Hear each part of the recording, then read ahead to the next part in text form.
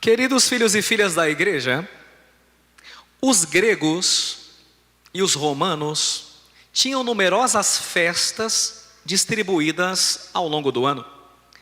Por exemplo, ficou famoso o Circus Maximus de Calígula, onde hoje é o Vaticano. Nesses Circus Maximus, as pessoas tinham competições e matavam cristãos, entregando os cristãos às feras para o delírio daqueles que assistiam. Também ficou famosa ou famosas, por exemplo, as clássicas Olimpíadas, realizadas já antes de Cristo e ainda hoje em nossa época. Mas embora os gregos e os romanos tivessem numerosas festividades, eles não tinham um dia de descanso semanal. Os povos do Oriente Médio, ao contrário, diferentemente dos gregos e dos romanos, começaram desde muitos tempos remotos a dividir os meses em semanas, em correspondência às fases da lua, considerando como sagrado o sétimo dia. Por exemplo, ainda hoje, em hebraico, que é a língua sagrada do Antigo Testamento, em Israel, portanto, os dias da semana são chamados de um modo bem peculiar. Lá, eles chamam os dias da semana assim: primeiro dia, segundo dia, terceiro dia, quarto dia, quinto dia, sexto dia e dia do descanso, que em hebraico é Shabat. Shabat, que gerou a nossa palavra portuguesa, sábado. É por isso que sábado chama sábado, porque Shabat significa o quê? Dia de descanso. Para o povo de Israel, esse preceito, irmãos, o Shabat, era e é um dos mais sagrados, pois no sétimo dia Deus descansou. Não se pode esquecer que esse povo de Israel foi escravo no Egito, e no cativeiro do faraó devia trabalhar sem parar, sem nenhum direito a descanso, nem por um instante sequer. Esse povo carregava coisas pesadas. Aliás, perguntei na missa das 8, vou perguntar aqui para ver se alguém se lembra. O que o povo de Israel, quando era escravo no Egito, o que eles fabricavam? Escutei aqui desse lado. Eles faziam tijolos cozidos, né? E tinha que carregar aquele peso. E não podia descansar, porque descansar era luxo. Mas depois de liberto, esse povo deve celebrar a sua libertação, descansando no sétimo dia, na presença do Senhor. É disso, por exemplo, que o próprio Deus nos fala no Salmo, que a gente acabou de cantar e rezar. Todo salmo fala disso, né? Esse salmo inteiro fala disso, né? Mas vamos dar uma olhadinha na parte principal. Pegue aí a sua palavra. Veja aí no versículo, ou melhor, na estrofe terceira, você vai ver essa questão de ficar carregando peso, né? Como escravo, sem direito a descanso. Quer ver? Eu vou indo e vocês vão me ajudando aí, Érica, ó. Eis que ouço uma voz que não conheço. Agora vocês.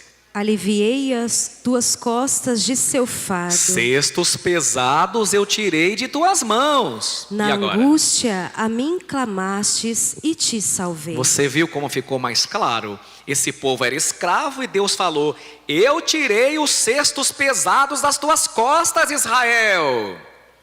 Muito bom. Isso aí, gente, é Antigo Testamento.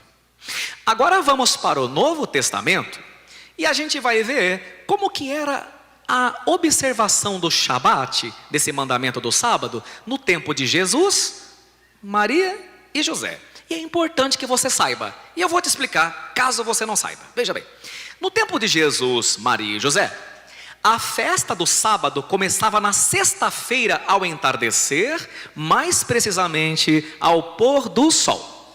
Naquela hora, um homem subia no terraço da casa, e as casas de Israel naquela época, todas tinham terraço. Por isso que o paralítico foi descido lá, né? Pelo terraço. Então, um homem subia no terraço, sexta-feira de tardezinha, lá no terraço da casa, e tocava por 3 vezes o shofar. Chofar é uma espécie de chifre que lembra, embora de longe, o nosso berrante aqui no Brasil. Lembra?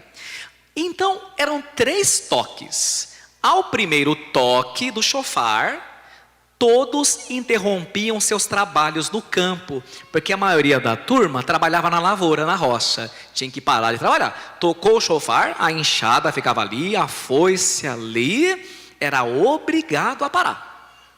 Aí a turma saía do campo e ia para onde? Onde você acha que elas iam? Para casa. Chegava em casa, você encontra a casa meio desarrumada, não é verdade? Tinha que dar uma certa arrumada, tinha um tempinho para você arrumar.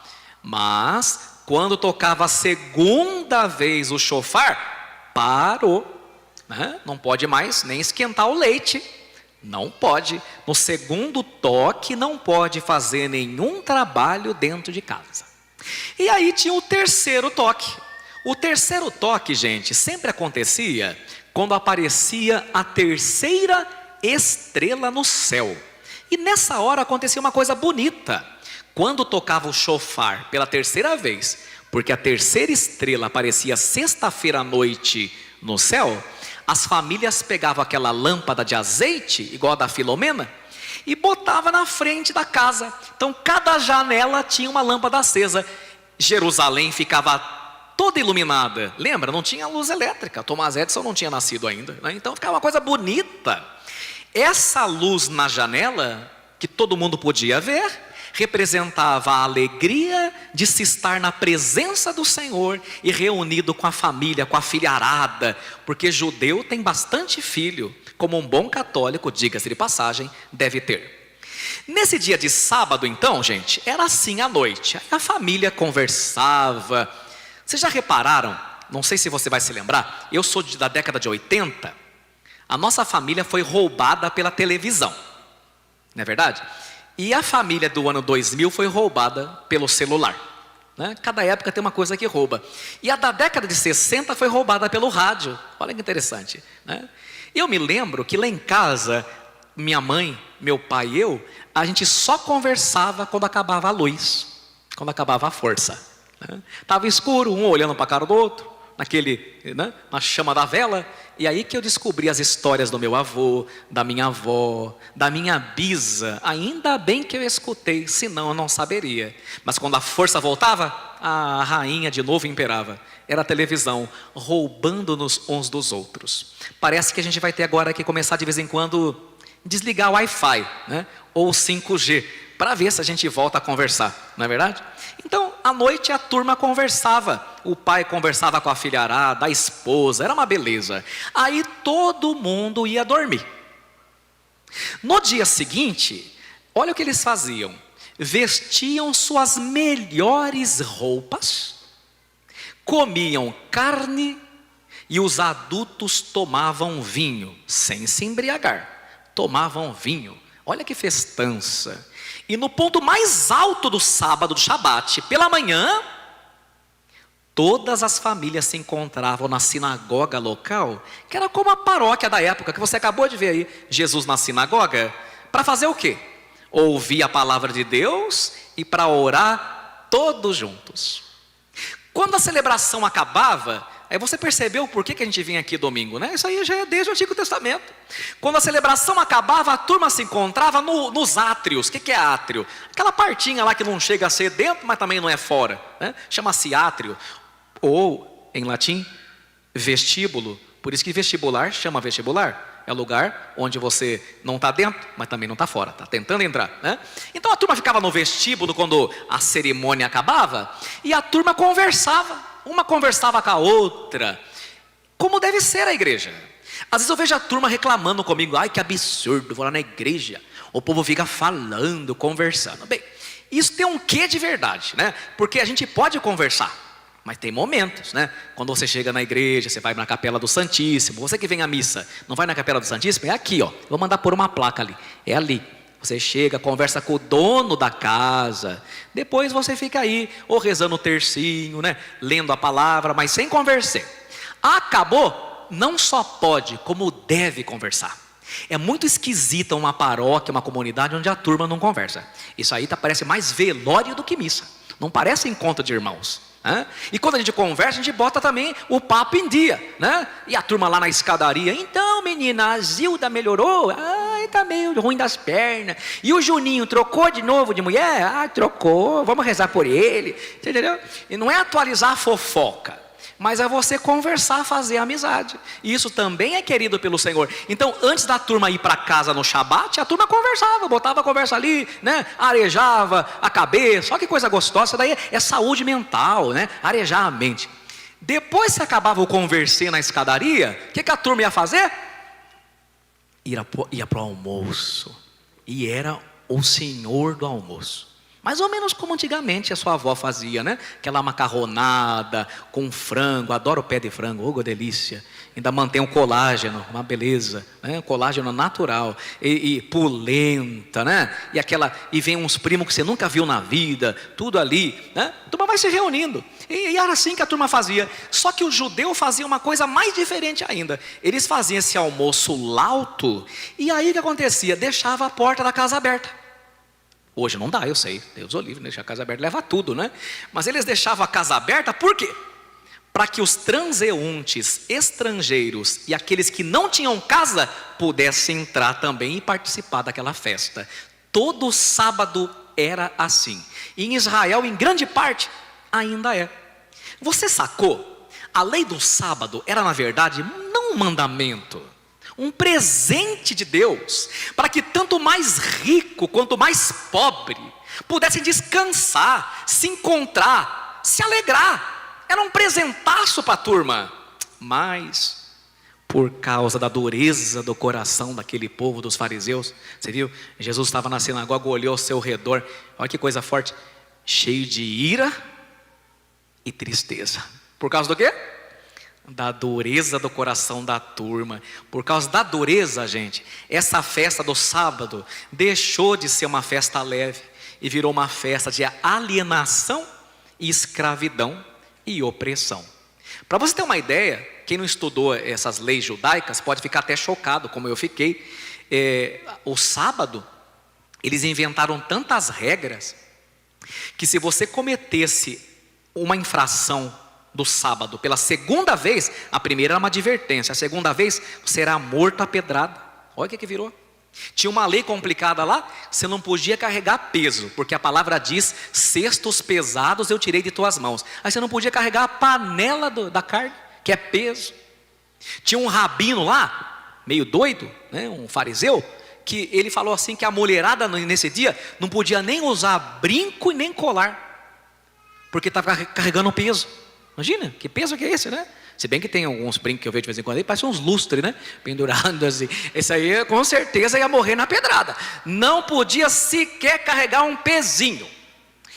Quando eu fui para Israel a primeira vez, eu fiquei escandalizado, porque a gente ficou num hotel chamado Herodes Magno, lá em Jerusalém, e eu não percebi que era sexta-feira, que já tinha aparecido a estrela lá, a terceira estrela, não percebi.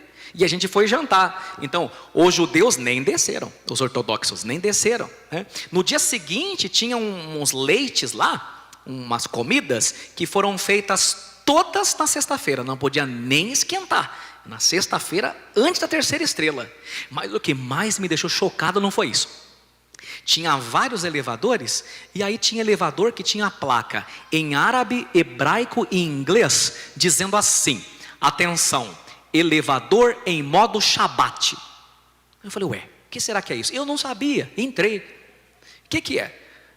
Para eles, você no elevador esticar o dedo assim, ó, e apertar, é trabalho, não pode. Aí hoje em pleno 2020 na época que eu estava. Aí o que acontece? O elevador, é um negócio enorme, o prédio. O elevador tem que parar de andar e andar. Tem que parar, para que ninguém aperte o botão. Olha que coisa séria, né? Não tá vendo? Eles levam tremendamente a sério esse dia do descanso, esse dia do Senhor. Mas aí você veja que coisa. Se você cometesse 2 infrações, então, você era morto. Então aquilo que era para ser uma coisa maravilhosa virou o quê? Opressão demoníaca. Por isso Jesus, nosso Senhor, está indignado no evangelho de hoje, né?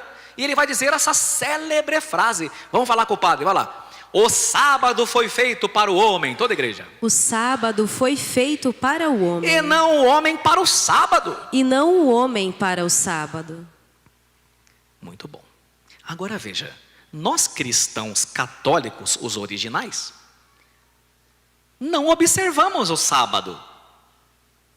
Com a devida vênia, não somos adventistas do sétimo dia e nem testemunhas de Jeová. Mas por que é que nós não observamos o sábado? Está na primeira leitura. Por dois motivos. Primeiro, porque Jesus ressuscitou no primeiro dia da semana. E segundo, porque de acordo com as cartas católicas e Atos dos Apóstolos, os cristãos desde o início se reúnem no primeiro dia da semana.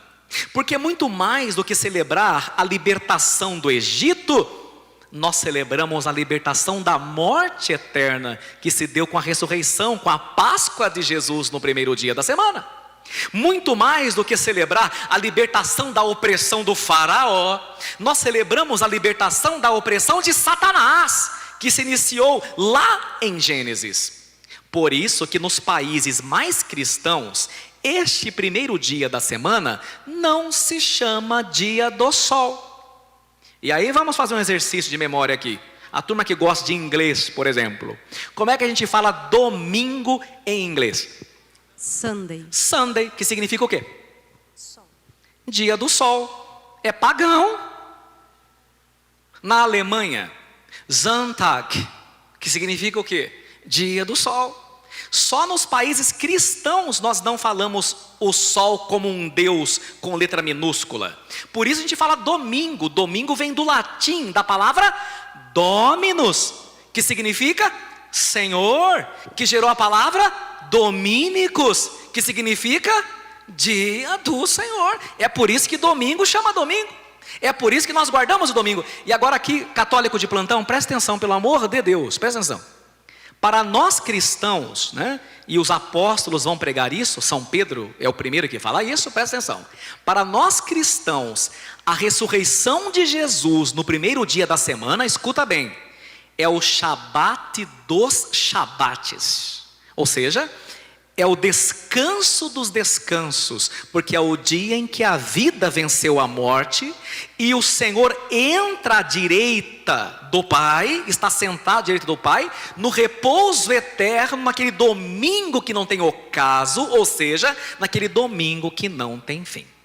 Tudo bem até aqui? E agora vamos terminar com as implicações. Expliquei o que é, mas não estou contente, porque não adianta você saber teoria e não botar na prática. Agora nós vamos botar na prática. E vamos lá. Primeira coisa, primeira implicação: o trabalho é sem dúvida uma bênção, mas se torna uma maldição quando nos aliena de nós mesmos. Ao invés de promover encontro, ele se torna uma fuga. Tem gente que está todo o tempo ocupada, é trabalhando, é fazendo contabilidade, é limpando, porque está fugindo de si mesma, porque tem medo de olhar para dentro de si. Então essa turma tem que estar ocupada, se possível 24 horas, porque essa turma não tem coragem de olhar para dentro de si e ver aquilo que precisa ser consertado. Essa é a primeira coisa. São os chamados workaholic, que tem fetiche por trabalho, porque tem medo de olhar para os fantasmas que habitam lá dentro, dos quais Carl Gustav Jung chamava de shadows, as sombras que trazemos dentro de nós, que precisam ser expulsas. Essa turma se distrai o tempo todo. Eu tenho dó dessa turma que só trabalha e não tem Deus. Como é uma gente vazia, como é uma gente que parece morto-vivo, como é uma gente fútil. Como São Pedro falou para nós semana passada, ele nos resgatou da vida fútil que nós levávamos. Quem vive só para o trabalho e não tem Deus é fútil, é vazio. Mas tem mais. Eu comecei com a aula, agora vem com as bordoadas. Vivemos num mundo onde as pessoas só valem enquanto produzem, e quando elas se tornam inválidas, são consideradas zeros econômicos e cortadas sem piedade de seus convênios.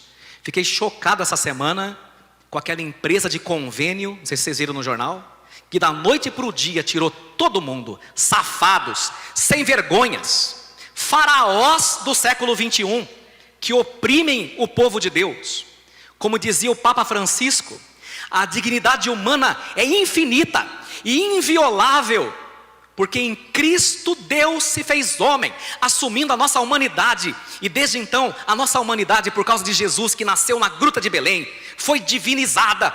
Um homem não pode ser tratado como coisa, ou como zero econômico. Você vale não por aquilo que você produz, você vale por aquilo que você é. Ainda que você esteja acamado, somente mexendo os seus olhos, você tem valor e uma dignidade infinita, porque tu não vales por aquilo que fazes, tu vales por aquilo que tu és, filho de Deus, pelo sacramento do batismo. Mas desde o pecado original, queridos filhos e filhas, a ordem natural das coisas, estabelecida por Deus, foi invertida, de tal modo que Deus fez as coisas para serem usadas, e as pessoas para serem amadas, mas o homem inverteu essa ordem, e passou a amar as coisas, e a usar as pessoas. Quem de nós já não se sentiu ou foi usado, instrumentalizado alguma vez? Bem-vindo a esse vale de lágrimas.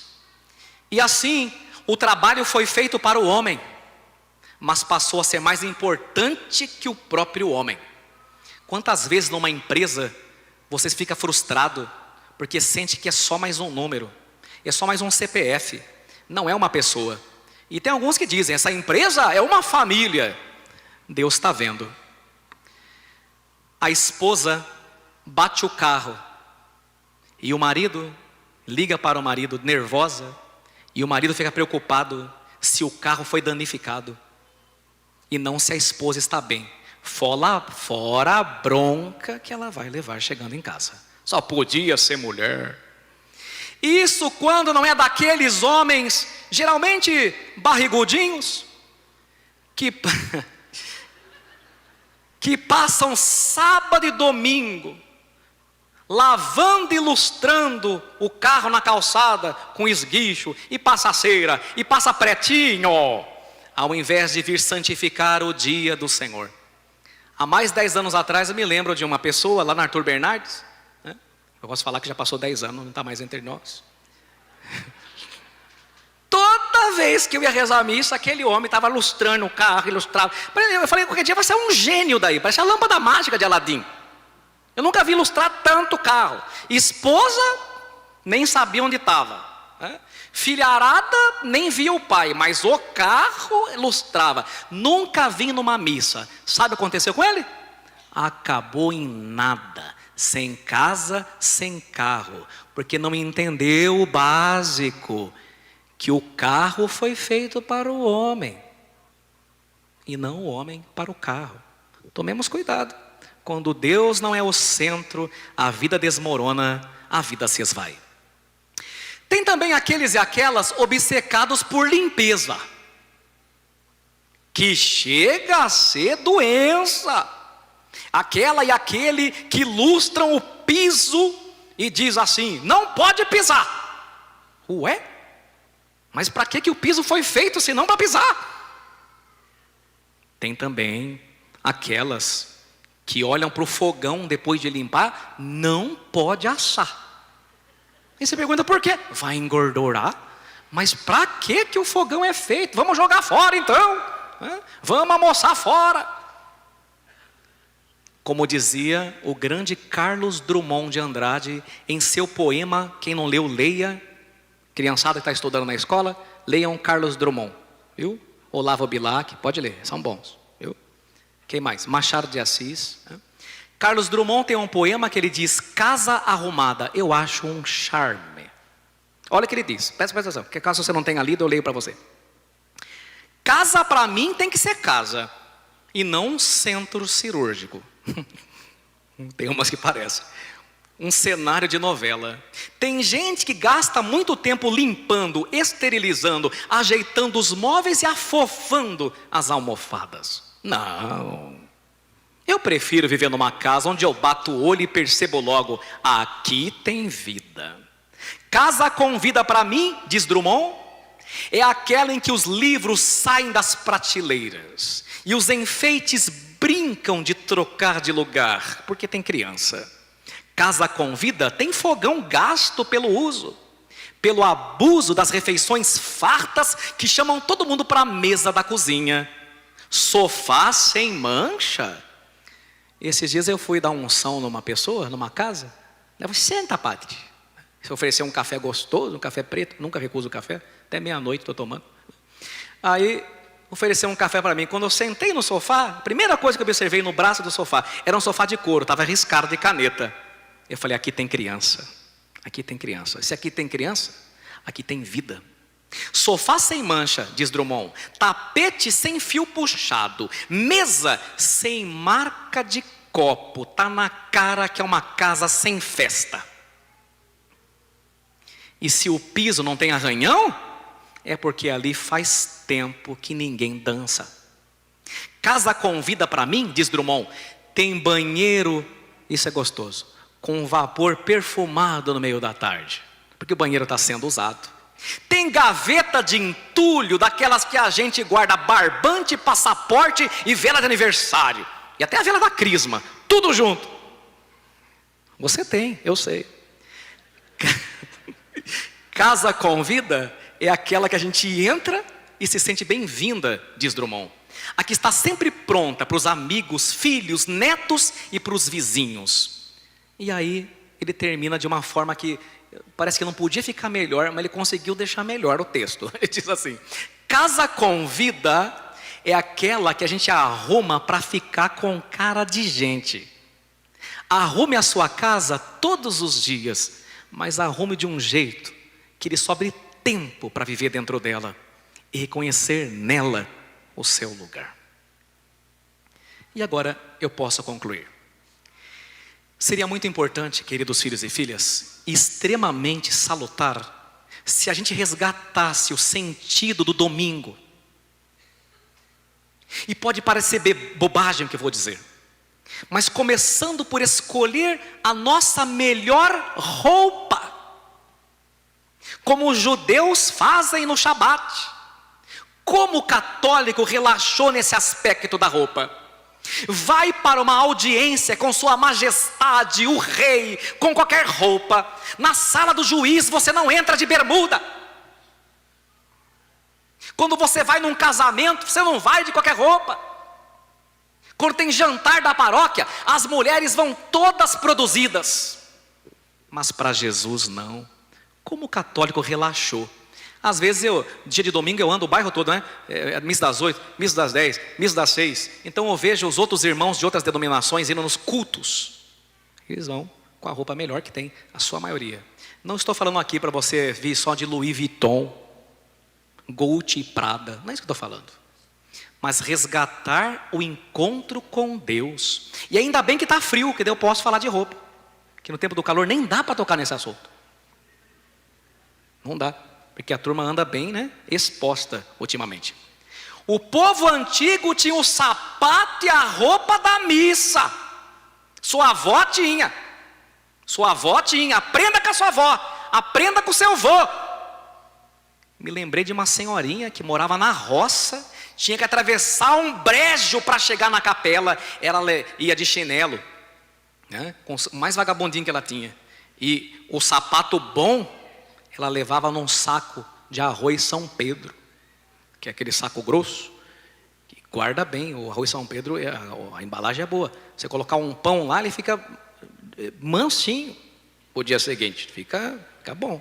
Você aproveitar pão, põe no saco de arroz São Pedro. Ela ia com o sapatinho no saco de arroz São Pedro, daqui lá em léguas e léguas. Aí ela atravessava o brejo. Quando ela atravessava o brejo, ia chegar na capela, ela botava o sapato. O único sapato bom que ela tinha. Porque para Deus é o melhor. E a gente vê, infelizmente, hoje um relaxo para com a casa de Deus. Parece que a pessoa está indo para a praia, né? Parece que a pessoa está indo, sei lá para o bar do bigode. Mas não para a Santa Missa, né? Outra coisa. No domingo após a missa, tirar tempo para descansar e passear com a família. Porque a vida não pode ser só trabalho. viajar com a família ou com os bons amigos de vez em quando, porque não viajamos para fugir da vida, mas para que a vida não fuja de nós. Saímos para voltar mais plenos ainda, não para fugir.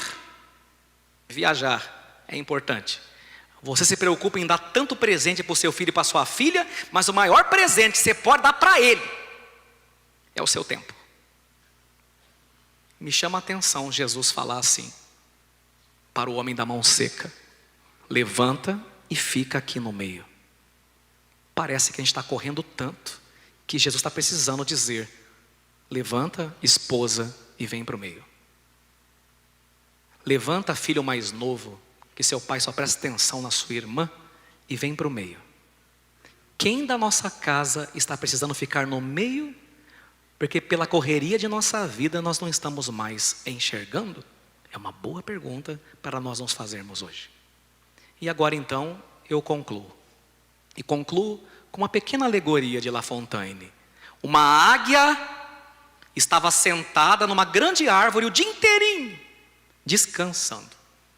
Um pequeno coelho viu a águia e perguntou: dona águia, posso me sentar com a senhora e ficar aqui também descansando o dia inteiro? A águia respondeu: claro, por que não? O coelho então sentou-se no chão, embaixo da árvore, e a águia lá em cima. E o coelho relaxou. De repente uma raposa apareceu e devorou o coelho instantaneamente. O que significa? Para ficar descansando, você deve estar sentado bem no alto, na casa de Deus, descansando no Senhor. Porque descanso sem Deus vira tédio, passeio sem o Senhor vira fuga. E é por isso que eu sempre digo aqui nessa igreja: vai viajar? Vai mesmo, eu vou te dar a bênção da boa viagem. Perfeito, mas antes de viajar, vai no Google Maps, procura qual é a igreja mais próxima, onde está a missa mais próxima, porque não se tira férias de Deus, tira-se férias com Deus. Já pensou se Deus resolvesse tirar umas férias de você? A palavra nos diz em Isaías 40: os que esperam no Senhor renovarão as suas forças, subirão com asas como águias, correrão e não se cansarão, caminharão e não se fatigarão. Muitos dos senhores foram viajar em Corpus Christi, e Corpus Christi é mandamento. Quem não foi em Corpus Christi não pode comungar até se confessar. E os que foram viajar em Corpus Christi, espero eu no Senhor, que tenham procurado a igreja mais próxima, porque descanso sem Deus é fuga, fuga da vida, fuga de si. Você vai para fugir dos problemas e eles voltam maiores, porque sem Deus a vida não se resolve. Esses dias, conversando com o seminarista Márcio, o seminarista me fez uma pergunta que eu não soube responder, não sei se vocês sabem. A pergunta é a seguinte: vocês sabem como as baleias respiram? Eu não sabia, pensava que era igual o peixe lá embaixo. As baleias, para respirar, precisam de quando em quando subir na superfície, tomar ar e voltar. Você também. Se você não vem à missa no domingo e não respira, você não aguenta a semana. Não aguenta. E essa turma que pensa que aguenta é morto que caminha. Morreu e esqueceu de deitar. Porque sem Deus não há vida. Sem Deus, se tirar o seu respiro, elas perecem e voltam para o pó de onde vieram. Nós vimos aqui para ganhar força. E a gente vai, segunda, terça, quarta, até sábado. E depois quase não aguentando mais. Subimos a superfície de novo. Para voltar mais plenos e mais fortes, a gente sobe a montanha para enfrentar bem os desafios da planície. Tinha um bispo bem velhinho que chegou para nós padres de Sorocaba e falou assim: senhores padres, a gente tem que aprender a ser cachorro velho. Eu não gostei do que ele falou. Falei: como assim cachorro velho? Se ainda fosse um cachorro novo, um poodle toy, é mais a minha cara, né? Cachorro velho. Ou um pequenês também, né? Um pincher talvez. Eu falei, não vou julgar, vou esperar ele se explicar. Aí ele repetiu, senhores padres. Aí eu falei, lá vem. A gente tem que aprender a ser cachorro velho. Só descansa ao pé do dono. Cachorro velho só descansa ao pé do dono. Quem dera que a gente estivesse mais vezes aos pés do sacrário, como um cachorrinho idoso, que aprendeu, que só descansa e relaxa de verdade, quando está aos pés do seu Senhor. Assim seja. Amém. Amém.